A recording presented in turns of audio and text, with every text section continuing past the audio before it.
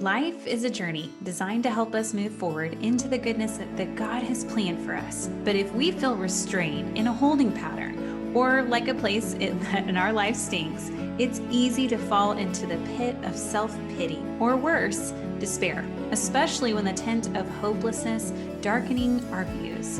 If you are there now, I have good news for you. Although you might not be able to see your way out, and your determination might have been knocked out of you as you fell into that place, made cold and dark by the shadow, Jesus can climb into that pit with you and lift you up with his mighty power. You don't even have to make the first move. He will. How do I know this? Because of a conversation recorded in John chapter 4 that Jesus had with the Samaritan woman at the well.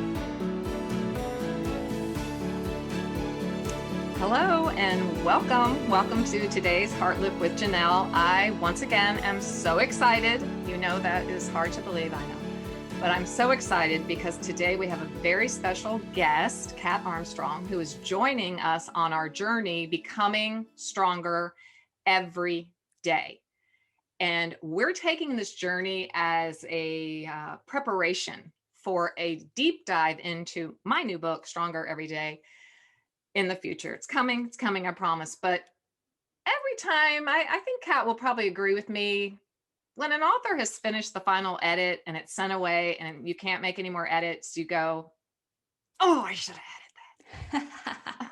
Why didn't I add that? Did you feel that way? Yes. Oh, I'll pull commentaries now and go, don't, I should have included that. Or goodness, this would have been so good in the end notes. But you know, in God's providence, we close a chapter and we move forward. We only have 60,000. And, there was a day when I couldn't even write 5. So, we're going to both give ourselves a little props that we did finish it. But the topics that I'm bringing to the table in this preliminary prepping for our heart pilgrimage are topics that I feel like we need when we're going through any kind of emotional healing, mental healing, spiritual formation. And Kat Armstrong, let me tell you about this little dynamo. I mean, she is absolutely amazing. And so Kat is an author. Oh, hello.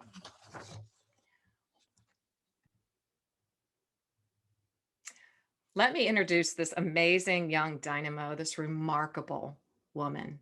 And you know how much we love that word remarkable in this community.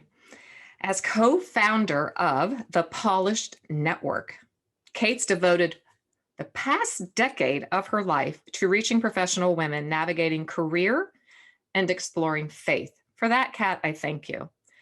The thing is, many working women feel disconnected, don't they? From local churches where the primary focus of womanhood is marriage and mothering. We're going to come back to that, Kat. Searching for answers to faith questions, wrestling with the pressures of work-life balance. This next generation of women want community connection and authenticity, one of the tenets of our Stronger Everyday community. Enter Polished, this beautiful, beautiful nonprofit.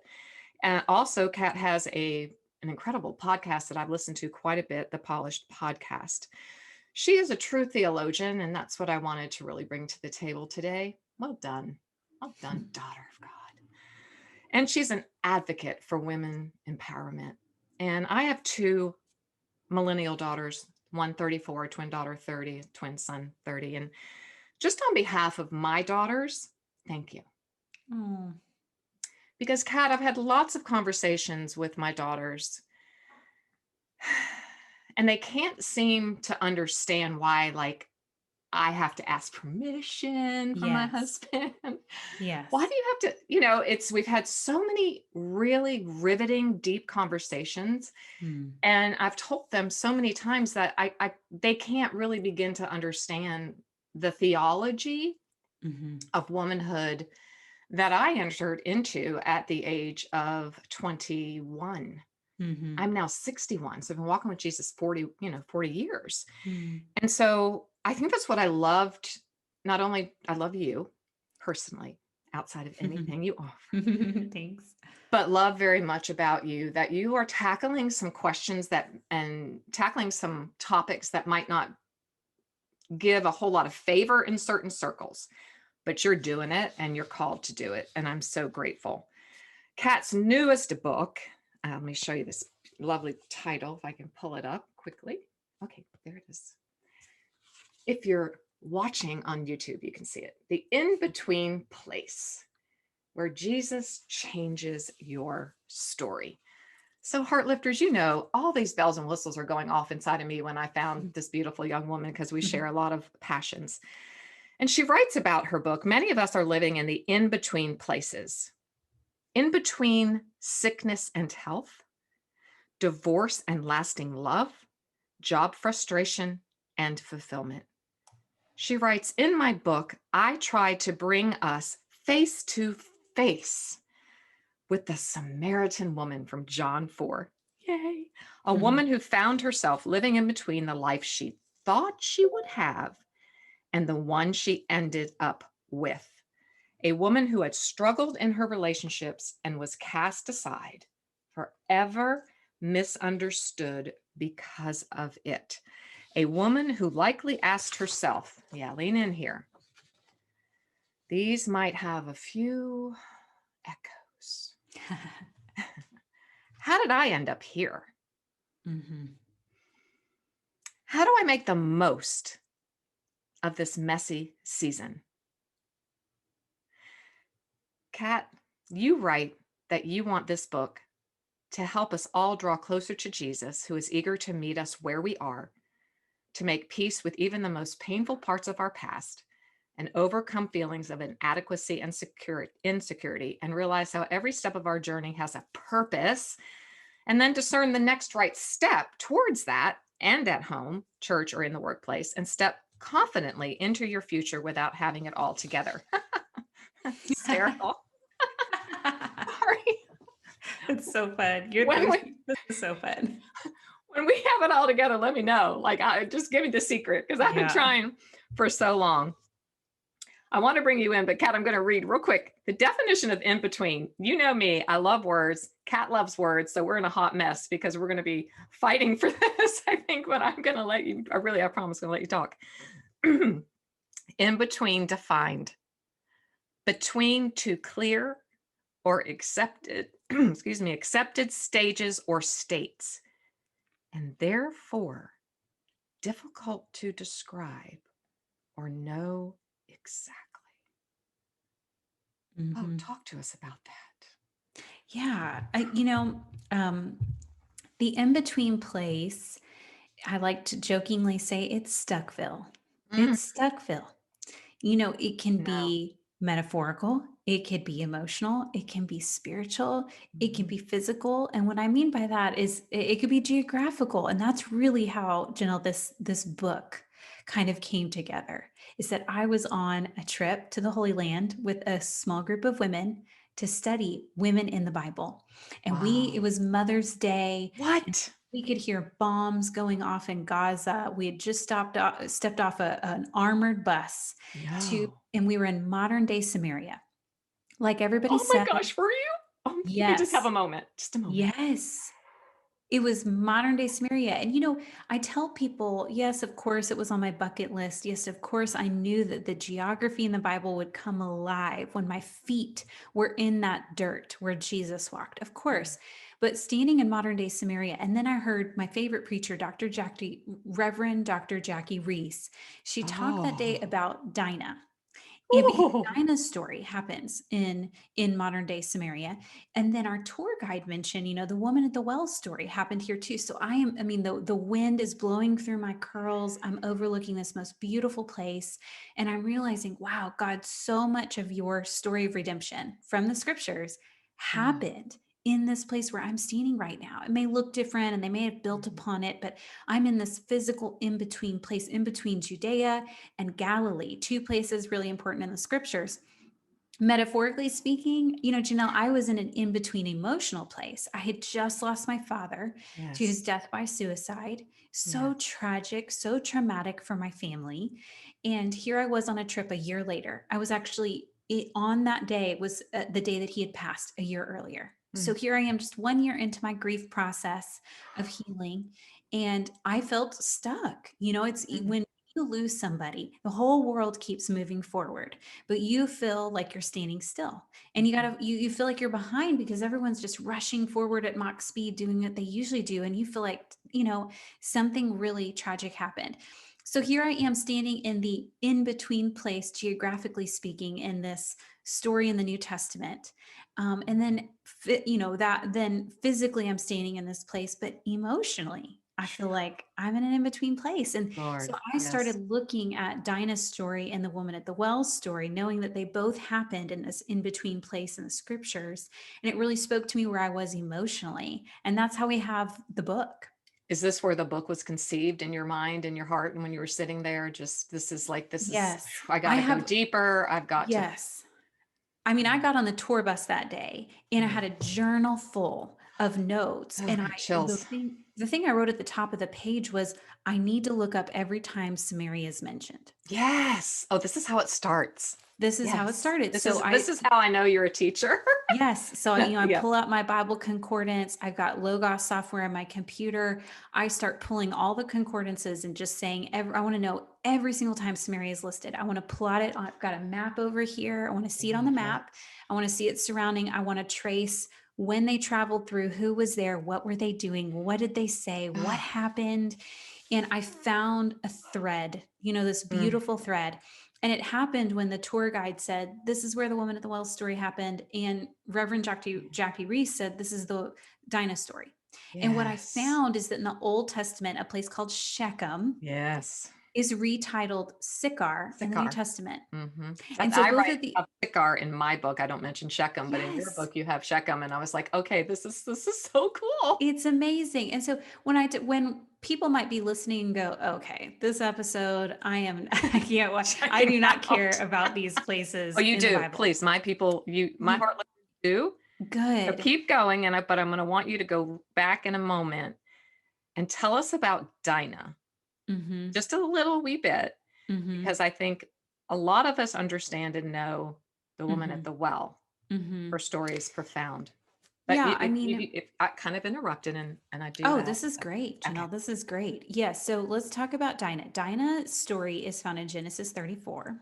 Mm. And what we've got is almost like a royal family. There's no monarchy yet in Israel's history, but these are the most important players, right? So it's Yeah. Jacob, it's the patriarchs, Abraham, Jacob, and Joseph. So we've got Jacob.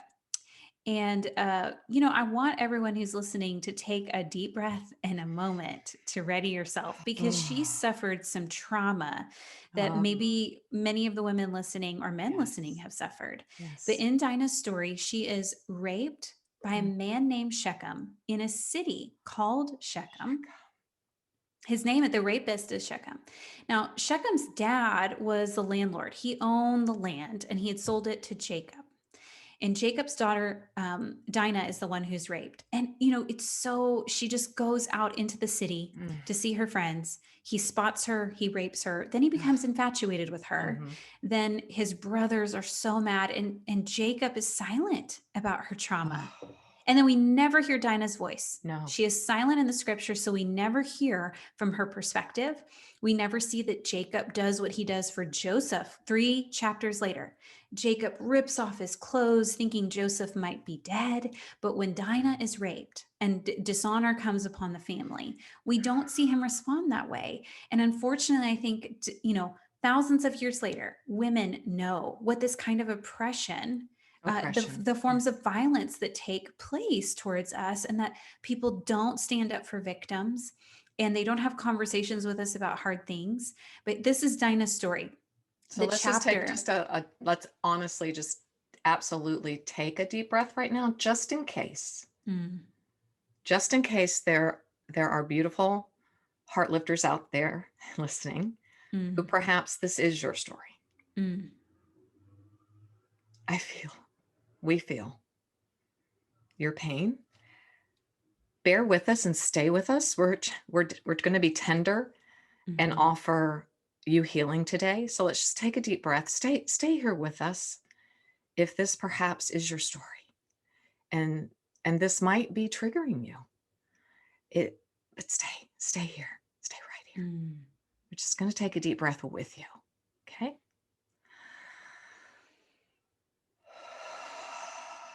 You are safe, my sweet friend. Okay. Thank you for that. Kat, tell us more. Dinah's story ends tragically. Doesn't seem to have redemption. And the good news that you just mentioned is that redemption's coming, and I'm going to get to that. Yeah. But in this particular chapter, the place Shechem, the person Shechem, become embroiled in tragedy and abuse, and a woman victim who wasn't taken care of. She wasn't protected. She wasn't allowed to use her voice. She wasn't allowed to use her voice, and she becomes almost like a political pawn. You know, it could be that Jacob, her dad, didn't want to upset the power structures in the city because he was, you know, indebted to the landowner in some ways. I don't know. We don't know. But there's almost, there is a massacre at the end. You know, the brothers get mad and there's a war and everybody dies. And, you know, the lots story of division, lots of oppression and division. Yeah. and Lying, it gets worse. and it gets worse. Yeah. It gets worse. And so what I want people to see is that a lot of bad things happened in this place called Shechem. It's renamed Sychar in the New Testament. And the next time we really see it show up is in John chapter 4, when Jesus intentionally goes to the woman at the well. And what's fascinating about that is that in the woman at the well story, it's the longest recorded conversation in the New Testament.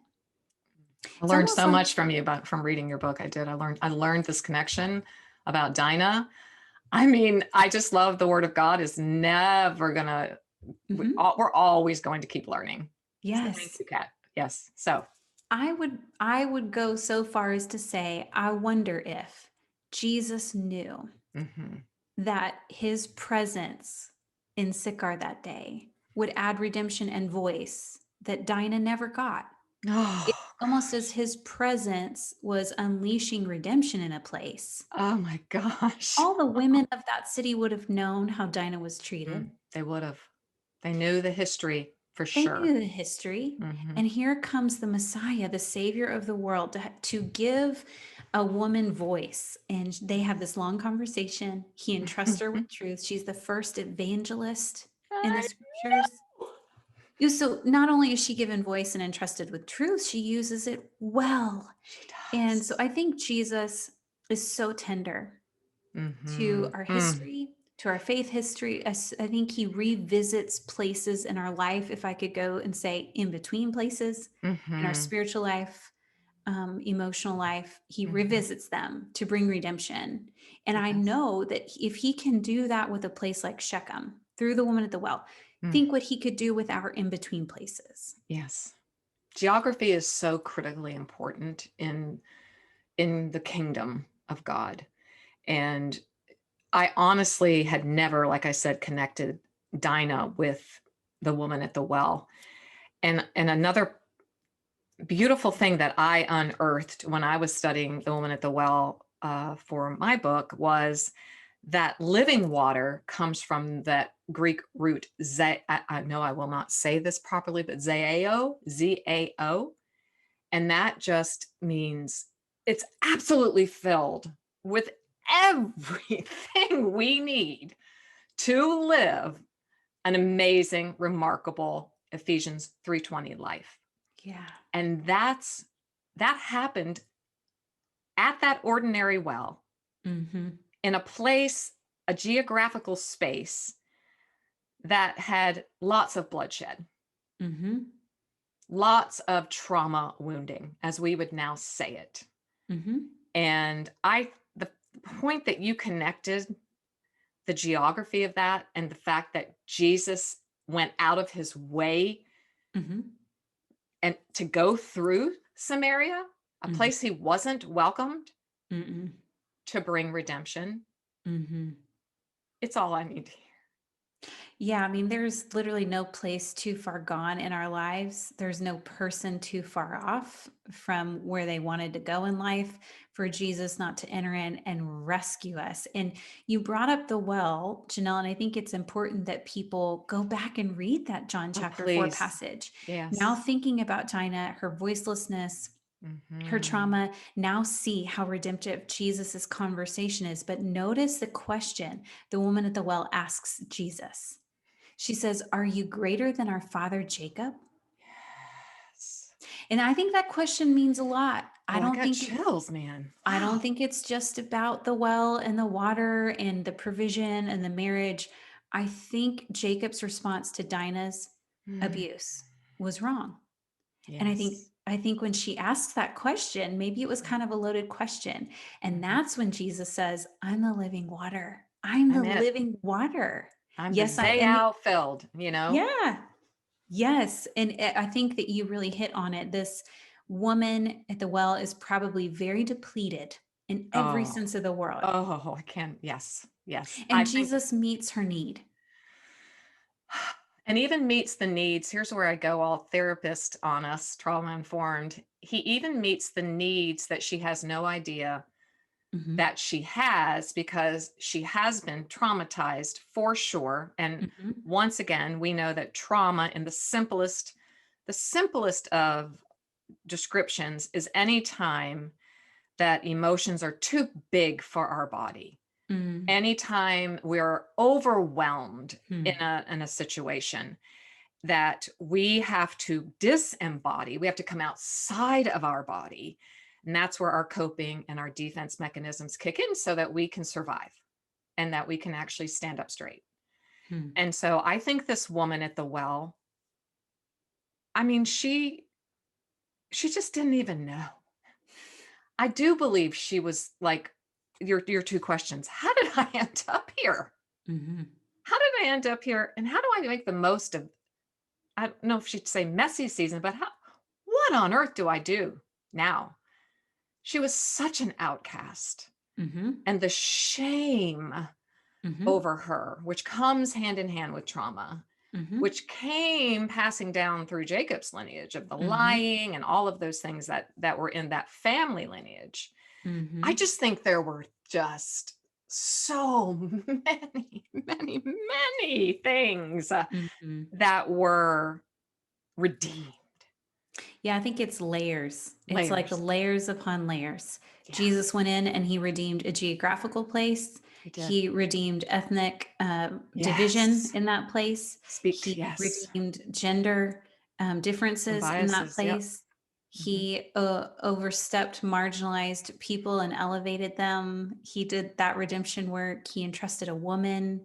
I mean, it's just layers upon layers of him meeting the need of his culture, meeting the need of this individual, and then her impact on her city. He redeems that whole place through her. Hmm. Many people come to saving faith in John chapter Many. 4. I know. Whereas, everyone died in Dinah's chapter. And now we have Yes. everyone getting new life in the woman at the wells chapter. So I think even that is redemption. That in a place, if you feel like there is death in your family, in your soul, in your spiritual life, he can bring life, and he does it through the living water. Okay. Oh, guys. Whew. It's got to take these pauses. They're sacred pauses. They're the selahs that are in the Psalms that you have to just take a moment to soak it all in. Kat, just to, I have two directions here. I'll let you choose, or you can just go down both. I'm very much, I feel like when you were sitting there listening in Israel, in that geographical space where God showed you this tremendous lineage between Dinah and the woman at the well. And then how did you connect that to you? I know I've read your book and I want everyone to read your book, The In-Between Place, where Jesus changes your story. You had a really tough, and you do not have to go here. There's absolutely, I had a really tough hospital story. It's in my book, but it took my breath away Hmm. when I read your story. You do not have to share everything. I'm going to give you the space, and then I'll share the one sentence takeaway that changed my life literally when I read it. So Oh, this yeah. was it's a tough in between place for you. Yeah. I mean, I think I mentioned earlier, it was the 1 year anniversary of my father's passing Mm, that I was in Israel, making these connections, these two women and their in between places and how Jesus redeemed it. And I was so desperate for that redemption myself. mm, I've had many in between places in career, in relationships, in friendships, very severe, but by far the hardest has been my dad's death by suicide. yeah. My father struggled with a lifetime of substance abuse and Mm, untreated mental illness. And I think he was a part of a generation potentially yeah, of men who did not work through for sure. trauma, like For you just sure. said. So they Hmm. did not have healthy coping mechanisms. Hmm. They did not understand their responses to trauma. No. So I think he carried that with him, and we watched him suffer, and it was really Hmm. hard. And he had a back surgery that was a failed back surgery, and several of them that left him unable really to walk or be comfortable. It didn't matter what he was doing, sitting, laying down. He was always in a really high level of pain. And I think that really stole his will to live. And we could talk about, there are a lot of circumstances surrounding it that I Yeah. think we're compounding, that we should talk about more in our Yes. culture. I think we should talk more about our faith history, Mhm. why we value men. It should be outside of their provision or protection of their family. It should Yeah. be that they're just made in the image of God. They I are think, just, they have value, worth, and dignity. Exactly. period. Period. Period. I Yes. don't know that he felt that, even though he loved Hmm. and knew Jesus. Mm. And so here I was, moving my mom into our home, Mm. managing my 4-year-old son, my husband Wow. in ministry, I'm running a ministry, and it feels like the world's crashing in. And I Yes. went on this trip in part to spend time with girlfriends, to learn about the word, to focus on women in the Bible. But I found myself in modern day Samaria sensing that Jesus was coming close to me. Oh, I think it's Usually, just God led that He led you there, obviously. What a so I gift. was, oh, it was such a gift. I Phew. mean, to move through this anniversary of sorts Yes. On holy ground. on holy ground. Hmm. So I was in an in-between place because I knew it wouldn't always hurt so bad. I Hmm. knew it would always hurt, but it was pretty acute emotional pain, Hmm. even a year after. I think my counselor and I worked through some of this, but I Oh, think good. maybe I was in shock Hmm. much longer than people usually stay in shock. Hmm. Just so much adrenaline. And then I'm an Enneagram 8. So you add in that, Oh, like, are you? yes, Okay. wanting to I get protect. it. I go Hmm. into go mode. Don't want to be vulnerable. No. So I Mm-mm. think I stayed in that for quite some time. And so writing the book was a sacred act of vulnerability, sharing. Most definitely. That It makes felt really healthy to let the spirit bring this story out of me while mhm. he's showing me the story of the woman at the well and reminding me it's safe to tell Jesus these hard things. And even though he knows it, he knew the woman at the well story, he would like to hear from my perspective. Mhm. I love that you brought out that your father was a follower of Jesus, that he was a man of God. Hmm. And that just that brought to me something that I'm so passionate about, that I pound the table about, is this spiritual bypassing that we Mm. do in the modern Christendom, I should say, or especially in the Western tradition, that, we oftentimes push aside understanding psychologically what's going on and just press through with our phrases, let it go, pray through it, Mm. get in the prayer line, Mm. um, prayer ministry, all essential, Mm-hmm. critically essential. Your husband is a pastor. I know you know that. Mm-hmm. But I think the pivot point for me in my 50s was that I saw all of these broken women, particularly, because that was where I did most of my ministry, and children. So I saw broken families. And there was such a disconnect for me, Kat, that how are these people, followers of Jesus, who have been following him for decades, miserable Yeah. in their marriages? Their families are falling apart, their children are falling apart, there's prodigals, sons and daughter. What There was such a disconnect. And then I God showed up for me like he did for you, and drew me into an in-between place. And I went back to get my master's to get more equipment so that I could understand the psychology behind all of that and integrate psychology, spirituality, theology, all of that. And so I think for your father, what spoke to me so loud was that he probably did have PTSD. Yep. I know my dad did. Mm-hmm. I absolutely know he did. I absolutely know that they didn't know then what they know now. Mm-mm. Trauma study is only 2 decades old. It used to be don't poke the bear, don't wake the tiger. Yeah. Now it's like we can poke it, we can wake it, because we now know the brain can be rewired. Yes. And Yeah, his body kept the score. his body kept the score for sure. And so I'm not going to press you any further. But what spoke to me, and please get Kat's book. I think that I know because I know you, I know my community. Many of you are in between places, liminal spaces. And I know that Kat shares more of that story in true vulnerability, which I now respect even more. I thought you were a 5, but you're an 8. And of how you had to be held up. Mm-hmm.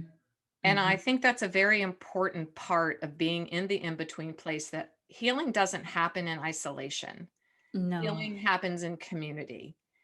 And we have seen the front lines of our hospital workers and our medical workers.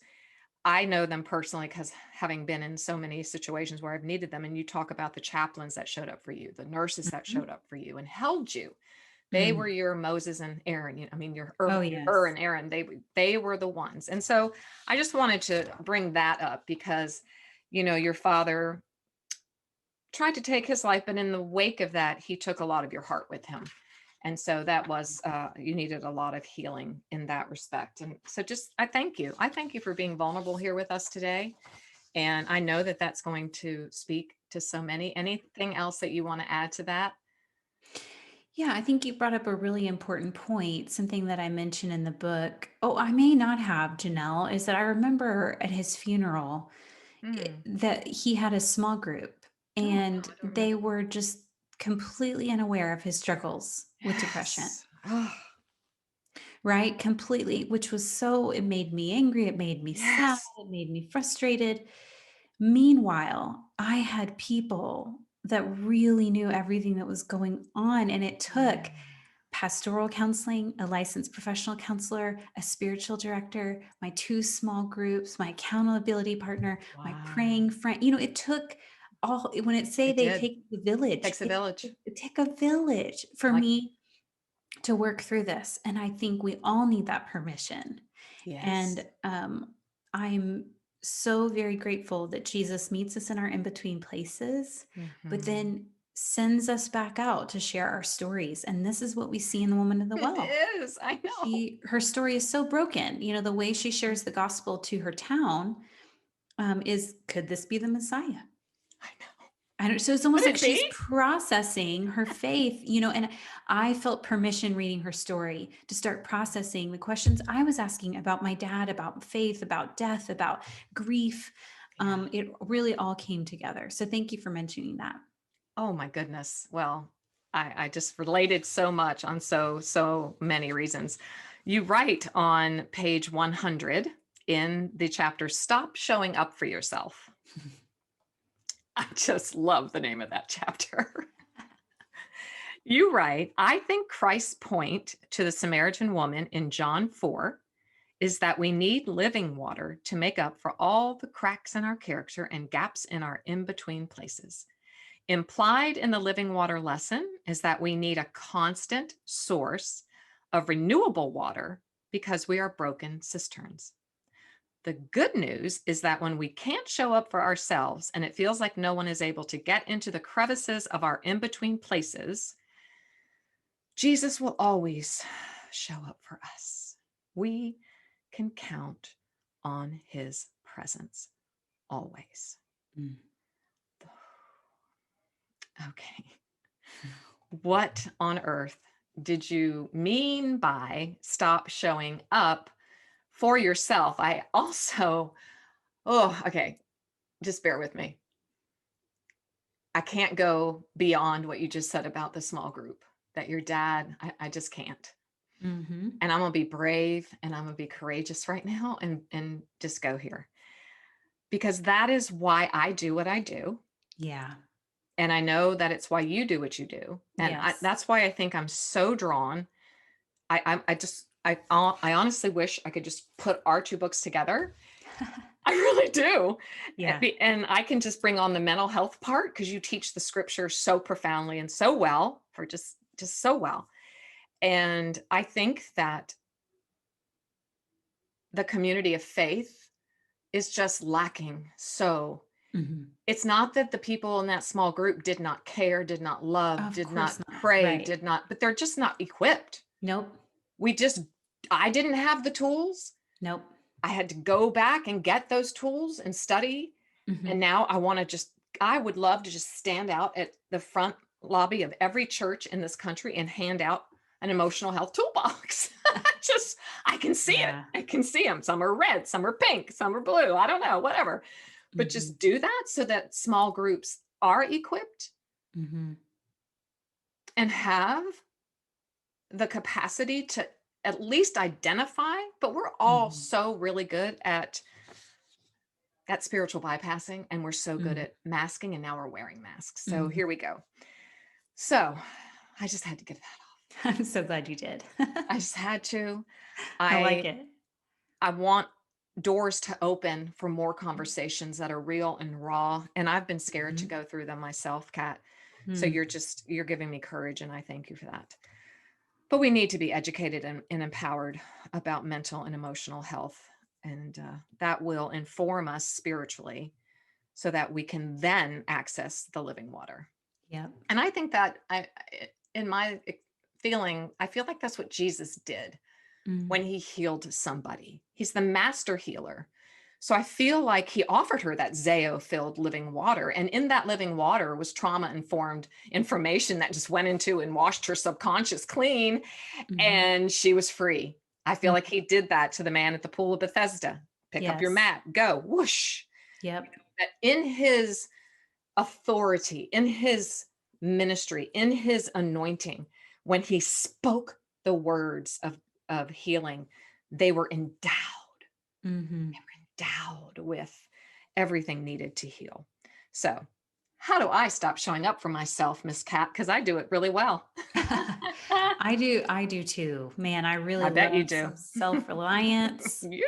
really love some independence. I do. It's hard to fight against it, especially in a culture that really values the bootstrapping, an independent person. Yeah. What I want to be so clear about, and I know your community is already going to be so well versed, but just in case someone's jumped on to Mhm. listen, Yes. um, that's in my community, I just want to be really clear that not stopping showing up for yourself does not mean that we don't prioritize self-care. You've got to take Right. care of yourself. You That's what I have to loved. you Mhm. have to prioritize yourself. Okay, so I'm not against those things at all. But what I do think they have their limit. So Mhm. I think they have a capacity to help, They but then do. there's a limitation on it. And Jesus doesn't have that limitation. He does And not. he even tells her, if you knew the living water that I am offering you, you would ask me for a drink. Yes. If you knew what this living water was like, and that it's the renewable resource you need in such a broken life, in such a broken past, that no matter how much water seeps out of you and help seeps out of you and self-care seeps out of you, he is going to keep replenishing Yeah. and refilling you with his Mhm. presence that will never go away, and it's inexhaustible. And Mhm. so the point I'm trying to make in that chapter is that if we feel like we are battered pottery, that we've been beat up by life, and we've got all these places where things seep out. Jesus is that renewable water that we need. And Mhm. so we don't have to depend on just showing up for ourselves. And some of us may need to stop for a moment, Yes. trying so hard to fix ourselves. Again, this is coming from the girl who reads a lot of self-help books. I've got a Mhm. whole corner, right, of Diane Landberg and all of the I've got a whole corner, Yes. of the body keeps score and all these, because I'm trying to understand how to move forward from my Me too. in-between place. Um, but they just don't compare to Jesus. No, no. You write And this as well. This is on page 107. So when you're holding Kat's book, one of the ways Jesus changes our stories and our in between places is not by handing us a shovel and pointing to a place to dig a cistern in the ground. Kat is alluding here to Jeremiah, story of the cistern in Jeremiah. So you can just BibleGateway.com that and look that up. And when you get her book, you'll read all about it more. Jesus shows up and dares us to ask him for a drink. That was the line that stopped my heart. I hadn't caught it before. How is that possible? I spent at least 3 years sitting next to this woman at the well, and I was like, Mm. man, I love it. I just love it because that's that Zeo-filled living water. It just keeps showing up. Jesus shows up. Lean in here. This is our lean in moment today, you guys. Jesus shows up and dares us to ask him for a drink. I double dog dare you. I thought this is truth or dare time. Mm. This is a good dare. Mm-hmm. He Mm-hmm. dares her, ask Mm-hmm. me for a drink, to let him be our well. Mm-hmm. If your broken self has trouble supplying your every need, oh boy, mm, it's because you are on a fool's errand. Just preach it, girl. You were preaching here. You were flat out being the preacher girl we know. I just love it. Stop trying to show up for yourself. Jesus does that best. Okay, can you just give us one empowering action step to stop showing up for ourselves? Because I I know what you mean. I've read the book. I want you to Mhm. share it. Yeah, the takeaway I would give is to take out a piece of paper and make a T-chart. Draw a line across and a line down the middle. Make 2 columns. And in one column, write down all the healthy coping mechanisms and unhealthy coping mechanisms that you Mm, utilize to cope in life. love Maybe it. write out all the self-care things that you do. So I would probably write out manicure before COVID, massage before all sorts of things. I would make a list of here are some of the things. Deep diaphragmatic breathing, Yes, yoga. I do all sorts of things. me too. Chugging water, pretending I'm a plant. Did I get enough sleep and sunlight and water? Right? Like all Standing these on a things. plant, hugging a tree. Hugging it, great. So all of these, I would write them all down in one column. Right. Healthy or unhealthy? What are all the things you kind of lean on, your go-to to Yeah. support you? Too much caffeine, too much wine. Yeah, Yes, whatever. absolutely. Whatever your pick me up is, Mhm. whatever, is it a phone call? Is it a person you text message? Is it a site that you visit that you shouldn't be on? Is it a social Yes. media platform that you as soon as something hard happens, you pick it up and it's Yeah. instinctual? Whatever those things are, make a list. And Mhm. it's okay whether it's good or bad, just Yeah, make a list. honesty. Total And then honesty I because think Jesus knows anyway. he does. He does. I think in that right column, then you write Jesus is better. Mm, Just over and over and over and over, and not to spiritual bypass the value that these things bring to our lives, or that we right. need to move forward from them and break free from them, but rather just to remind ourselves. Sometimes we forget Jesus is better than Instagram. Oh my Jesus gosh, that's the is name of your better than a next book. pedicure. So He's good. better. He's so much better than He's so much Instagram. better. But I'm making light of it, but No, the we are, truth but is, serious. it's hard. It's hard I hear to it. Yeah. Yeah. it's like I know it up here, but it's got to travel down here, and I have to be Yes. reminded that, okay, I'm Yes. using all these things to show up for myself. Who's already here. He suffers no compassion fatigue. He doesn't No. get weary of my prayer requests. This man, Jesus. Yeah. And I just, I want to scream. I'm so excited. You know how passionate I get. Phew. I'm saying lately, calm is highly underrated. Can be calm.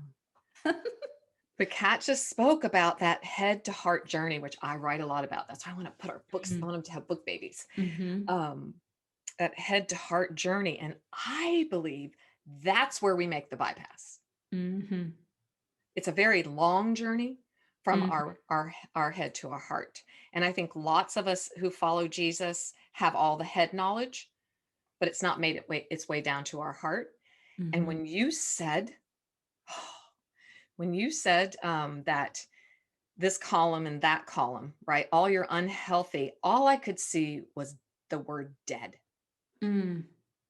It was like DED, DEAD. I can spell. I taught first grade. DEAD. Dead and living. Mm. It's like that's going to be my chart, Yeah. because and that was an epiphany for me. I share a lot about getting everyday epiphanies as a way to come out of your depression or anxiety, is just to be awake and go, oh my gosh, what's going to come around in my path today? What surprises am I going to see that will just show me that God's near me? That's a way that I stopped showing up for myself and started showing up for God to show up, Mm-hmm. was opening my hands, opening my eyes first thing in the morning and going, okay, God, take my breath away. Take my breath away today. I've got my eyes open, my ears open, and my heart open, wide open. I'm going to be on the hunt. I'm going to be on a treasure hunt. And so I just saw dead over here. And I thought, wow, I run to dead places. I run to empty, like the wells, the 3 wells that are in the beautiful story in Genesis of Isaac. He goes in and enters into trying to find a well where he can camp everybody out. And there are 3 wells. And the first one's like Etna, I can't even remember. I did a big study, but one means malice, envy, one means evil. And then he gets to the well of Rehoboth. Yeah. And that means freedom. Mm-hmm.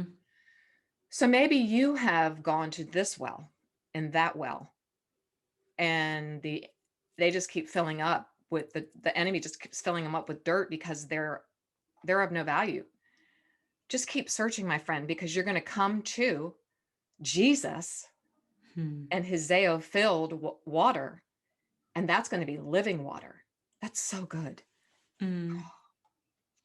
Okay, so you have that assignment. That is your homework. Go do it. Go work on it. Go on. So, Kat, oh my gosh, I can't believe we're at the end of our time, and I know we didn't even get to talk about Henrietta No, Mears. we're going to talk about Henrietta right now, Okay. because I think we'll forget, and then I want to go on Because to I have another. a whole new biography. Did you write that? No, but I want to read it. It Oh, is. where is that? It's brand new. It's called Mother of Modern Evangelicalism: The Life and Legacy of Henrietta Mears by Arlen. I'll send you the link. Will you? Oh, I will. Okay. I haven't started it, but I'm so excited. Heartlifters. When I was looking at Kat's materials and her Instagram and all of these things, I found her shouting out this. It's International Women's History Month, so this is extremely appropriate.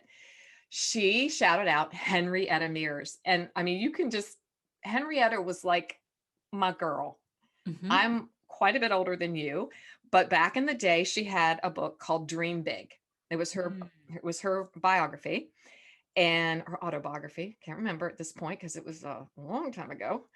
And I was a children's minister at that time. I had one little baby, and I just found this woman, and she literally changed my life. Here are just 2 of her quotes. Now, these are just 2 of this woman's wisdom. You teach a little by what you say.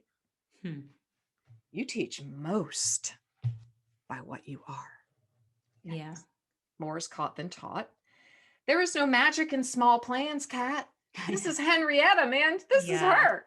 There is no magic in small plans. This is a woman who never got married and never had children. And she founded Gospel Light, and the National Sunday School Association. She just kicked butt. She was literally a bad, she was. Yes. There is no magic in small plans. When I consider my ministry, I think of the world. Yeah. Anything less than that would not be worthy of Christ nor his will for my life. That leads me to you talk about another woman, another incredible woman, Dr. Norfleet, Hmm. in your chapter, No Woman is an Island. Hmm. Telling you got to get this book, guys. Page 123. I want small groups. I want you guys to be doing this book clubs. So good. You talk about her research and study on the woman at the well and what encouragement we can take away from her story today as we all continue living into our God breathed identity and our capacities and become stronger every day. So, what did Dr. Norfleet leave with you? And you can add a little word about Henrietta if you want to. Oh, well, yes, Henrietta Mears. I Henrietta. mean, it's like a spider web with her. Henrietta Mears is kind of at the center, and out from her is this web of influence. So, you've got Young Life Ministry, Yes, Campus that's right. Crusade, Navigators, and Billy Graham Yes. Crusade.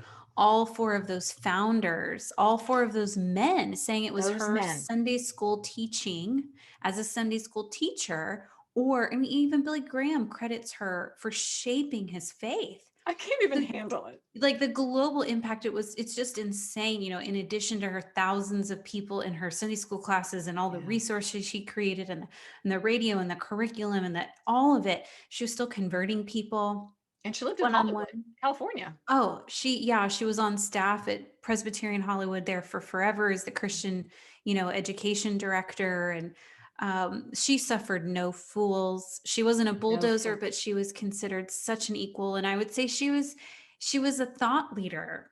She Before was. that was, and she was a trailblazer. She And so was. I'm with you. I spent almost a year using her in illustrations in the sermons that I would preach around the Yes. nation, just to tell women, look, our faith legacy is so rich in the scriptures. So We rich. revolutionary female figures from Genesis to Revelation. And then we have these, early church women that I talk about. But then Henrietta Mears, she just, people don't know who she is, but They they have to. know. They know Bill Bright. They know Yes. Dawson Trotter. They know Billy Graham's name. And we need to remember that sometimes our name will never make it in lights, but Mm. our impact, we're all about the gospel. You'd asked about Dr. Norfleet Day. Yes. A really cool story. So I went to Dallas Seminary Library to look up every commentary written on the woman at the well. And this red bound Ooh, dissertation I stuck missed out this to one. me because it was red.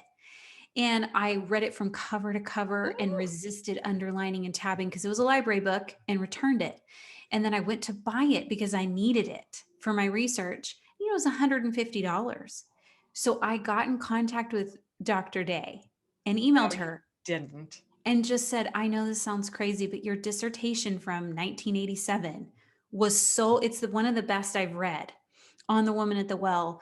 And she said, well, I have an extra copy. I could mail it to you. Oh, this is just, I might have to call this episode the chill factor. I don't Isn't know. she so great? She's so great. She's So retired gracious. now. She used to be at Beeson Divinity School Mhm. and was a professor. She's done great work in research, but she showed me how marginalized the woman at the well was. So I had always just Mhm. envisioned that she was like a salty mouth, scantily clad. Yes. Prostitute type. Yes, Yes. all of this stuff. And Dr. Norfleet Day just showed me how Jesus's conversation with her is not like this, wagging his It's not finger at shaming. her. No He's not shaming. shaming her when he asks her to go and call her husband and then says, I know you're not living with your husband. You've been married 5 times, and the man you're living with now isn't, I know all that. I think what he's communicating is he knows how hard her life has been and what she's Mhm. had to do to survive her trauma.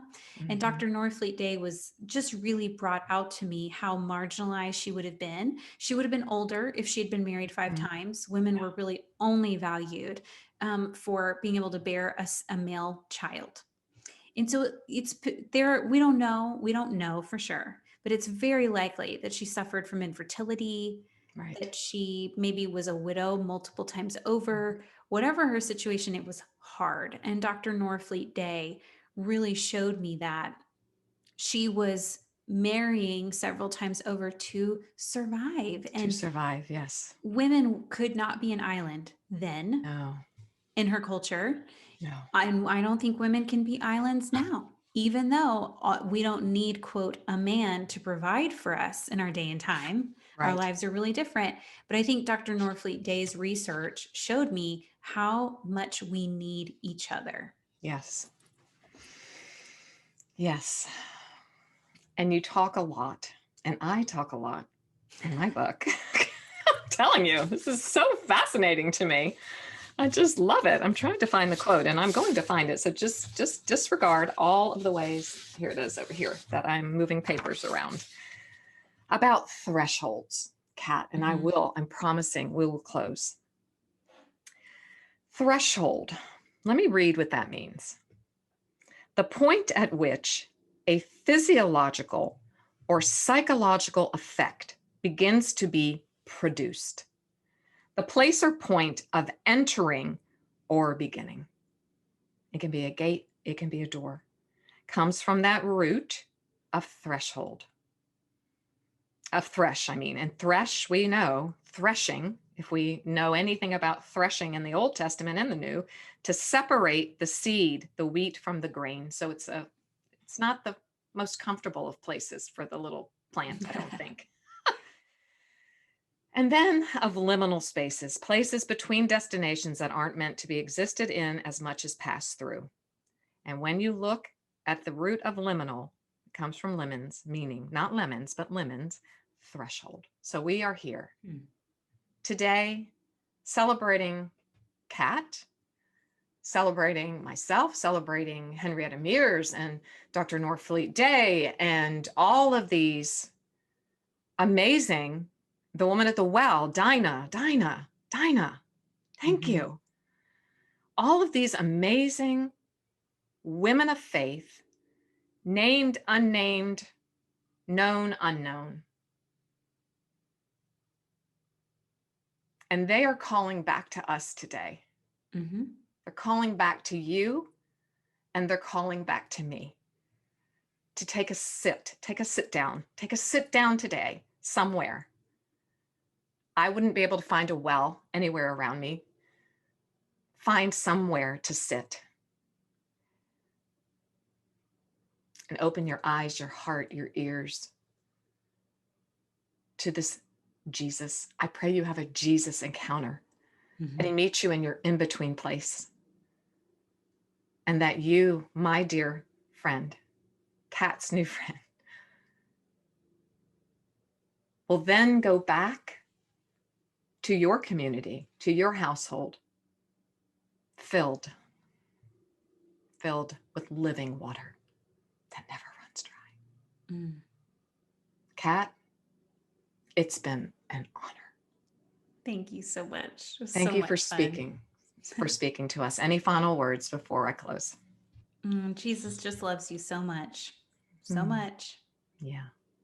And you, my dear Heartlifters, you are clothed in strength and dignity with nothing to fear because you can smile at your future. Until next time.